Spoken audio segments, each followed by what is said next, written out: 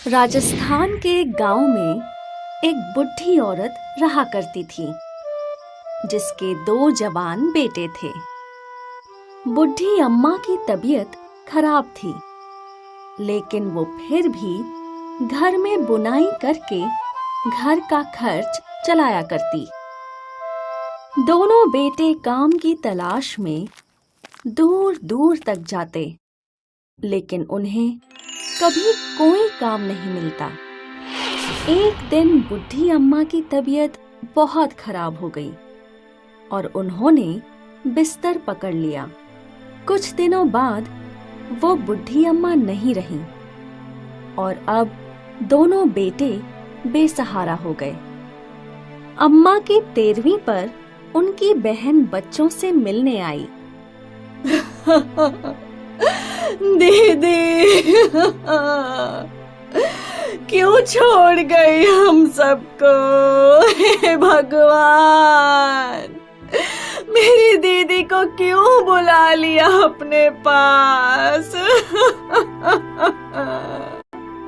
मासी, माँ, माँ। कुछ समय बाद मौसी को अपनी बहन की बात याद आई और उन्होंने अपने झोले में से 2 छोटे बक्से निकाले और दोनों को एक एक बक्सा दे दिया। ये बक्से मुझे तुम्हारी माँ ने दिए थे और ये भी कहा था कि ये तुम्हें उसके मरने के बाद ही मिलने चाहिए। क्या है इनमें? क्या है ये तो पता नहीं, बस दीदी इतना बोल गई कि तुम इसे अकेले मत खोलना। ठीक है मौसी। अब मैं चलती हूँ। घर पर बच्चे अकेले हैं और उनके पापा भी काम के सिलसिले में बाहर हैं, तो मुझे जाना होगा। लेकिन तुम दोनों फिक्र मत करो, मैं आती रहूंगी। आखिर तुम्हारी माँ के बाद अब मैं ही तुम दोनों का सहारा हूँ। दीदी।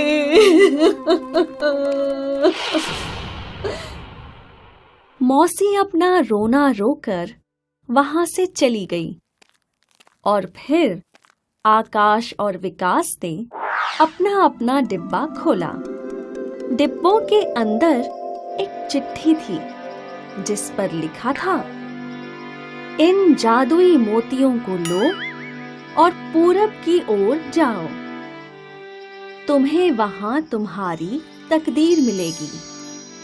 जहां ये मोती तुम्हारे हाथों से गिरे, वो जमीन तुम्हारी होगी। मेहनत करो और अपना जीवन सुखी बनाओ।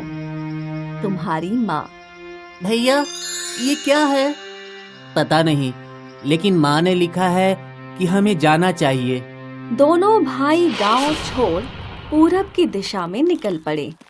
दोनों ने जंगल पार किया, नदी पार की और अब दोनों एक बहुत ही उपजाऊ जमीन के पास पहुंचे और विकास के हाथ से मोती जमीन पर जा गिरा और तुरंत ही एक बहुत बड़े जमीन के टुकड़े के आसपास पत्थरों की दीवार बन गई। विकास ये देख बहुत खुश हुआ। अरे वाह, ये जमीन मेरी है, इतनी उपजाऊ। मेरे तो भाग्य ही खुल गए। बधाई हो भैया, आपको बहुत बहुत बधाई हो। शुक्रिया छोटे, माँ ने तुम्हारे लिए भी कुछ अच्छा ही सोचा होगा। हाँ भैया, मैं अपना सफर जारी रखता हूँ। आकाश ने अपना सफर जारी रखा। वो दिन रात चलता रहा। चल चल के उसके पैरों में छाले आ चुके थे। जब उसके पैरों ने उसका साथ छोड़ दिया तो वो रोने लगा। माँ, क्या तुमने मेरी तकदीर में यूं ही धूप और भुखमरी लिखी है? भैया को तो उनकी उपजाऊ जमीन मिल गई, क्या मेरे लिए आपके पास कुछ नहीं है? आकाश की हिम्मत जवाब दे रही थी, लेकिन उसने धीरज नहीं खोया और वो चलता रहा। आकाश को और कई दिन सफर करना पड़ा। कई रेगिस्तान पार कर वो एक पहाड़ पर पहुंचा। आकाश नहर से पानी पीने झुका और तभी उसका मोती वहां गिर गया और तुरंत ही पहाड़ के चारों ओर पत्थरों की दीवार बन गई। आकाश ये देख दंग रह गया। वो सोच भी नहीं सकता था कि कभी उसके पास इतनी बड़ी जमीन होगी।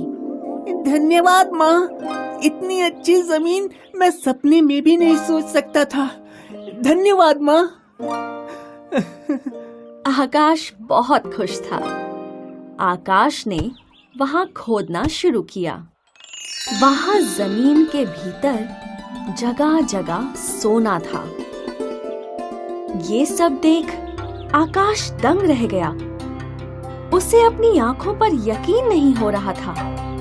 अपनी जमीन से मिले हुए कुछ सोने को लेकर आकाश मंडी पहुंचा, जहां उससे उसका भाई विकास मिला। भाई, तुम यहाँ?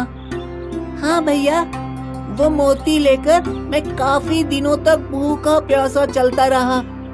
मैंने कई रेगिस्तान पार किए और फिर मैं एक पहाड़ी पे जा पहुंचा, जहां मेरा मोती गिर गया और वो सारा पहाड़ मेरा हो गया। मैंने जब उस पहाड़ में खुदाई की तो मुझे हर जगह सिर्फ सोना ही मिला। सोना? अरे बाप रे! इसलिए कहते हैं छोटे कि देर आए दुरुस्त आए। तुम्हें अपनी जमीन काफी कष्ट के बाद मिली, लेकिन वो तुम्हारे लिए सोना ही साबित हुई। हाँ भैया, और माँ के आशीर्वाद के साथ ही मैं ये सब कर पाया। धन्यवाद माँ। दोनों भाई बहुत खुश थे और एक बार फिर दोनों भाई साथ रहने लगे। अब दोनों का जीवन सुखमय हो गया था। इसलिए कहते हैं कि सब्र का फल मीठा होता है।